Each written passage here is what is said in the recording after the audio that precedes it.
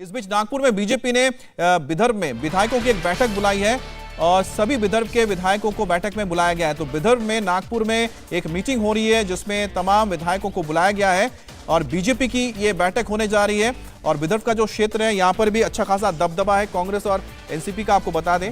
ऐसे में बीजेपी की कोशिश होगी कि अपने विधायकों को साथ में रखते हुए आगे बढ़ना है। बात करते हैं पवन नारा से, बात करते हैं। पवन, ये जो मीटिंग बुलाई गई है खासतौर पर नागपुर में विदर्भ के विधायकों की, इसकी क्या वजह रही है? देखिए अमित, इस वक्त मैं आपको बता दूं कि मैं देवेंद्र फडणवीस के घर पर मौजूद हूं। भले ही वो दिल्ली चले गए हों, लेकिन बैठकों का दौर जारी है। फिलहाल मुंबई और आसपास के विधायक लगातार देवेंद्र फडणवीस के घर पहुंच रहे हैं। वहीं आप बता रहे हो कि विदर्भ के विधायकों को भी बुलाया गया है। कल हमारी कुछ सूत्रों से बात हुई तो उनकी तरफ से कहा गया है कि हमने सिर्फ विधायकों को यह संदेश दिया है कि आप शहर में अपने ठिकाने पर बने रहें, किसी भी वक्त आपकी जरूरत पड़ सकती है। तो बीजेपी के विधायक फिलहाल स्टैंड बाय पर हैं। जो रणनीति है, कोर कमेटी की कल बैठक हुई थी, उसमें रणनीति स्पष्ट हो चुकी है।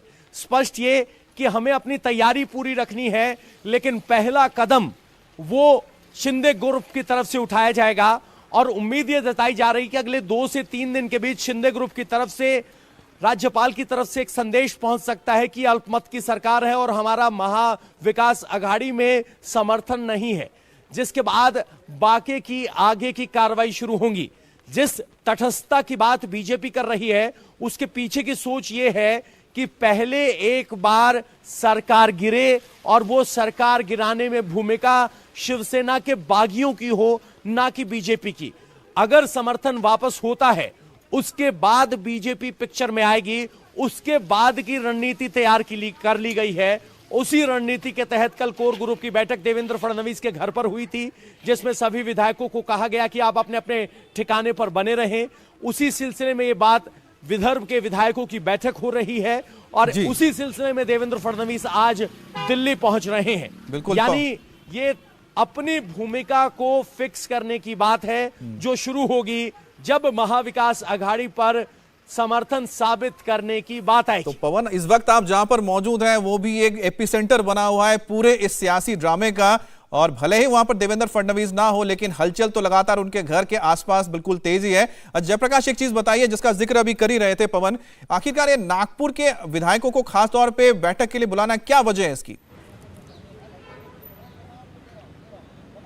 देखिए अमित, अब लगातार जो है हर पार्टी अपने तरीके से अपने अपने जो संख्या बल हैं, अपने अपने जो विधायक हैं, पदाधिकारी हैं, उनको अपने पाले में रखने की पूरी कोशिश कर रही है। और न सिर्फ शिवसेना के अंदर बल्कि जो दूसरी राजनीतिक पार्टियां हैं वो भी इस प्रयास में लगातार हैं कि जो जितने भी उनके विधायक हैं वो उनके पाले में, उनके पक्ष में रहे। अब भारतीय जनता पार्टी ने विदर्भ, यानी विदर्भ में कुल 12 जिले आते हैं और 12 जिलों में नागपुर, अमरावती, अकोला, बुल्ढाना, वाशिम, ये तमाम जिले हैं। और इनके जितने भी विधायक हैं उनको भारतीय जनता पार्टी ने नागपुर में बैठक के लिए बुलाया है, क्योंकि नागपुर भारतीय जनता पार्टी का एक बहुत बड़ा एपिक सेंटर है और वहां पर बहुत बड़ी संख्या में भारतीय जनता पार्टी के जो 106 विधायक हैं उनमें ज्यादातर विधायक विदर्भ से आते हैं। ऐसे में अपनी जो पूरी ताकत है वो विदर्भ के विधायकों के साथ में उनको आज के राजनीतिक घटनाक्रम और राजनीतिक जो उठापटक है उससे अवगत कराने के लिए जो नेता है वो वहां पर ये प्रयास कर रहे हैं। मुंबई में भी प्रयास चल रहा है, सागर बंगलों पर, जहां पर देवेंद्र फडणवीस का सरकारी आवास है।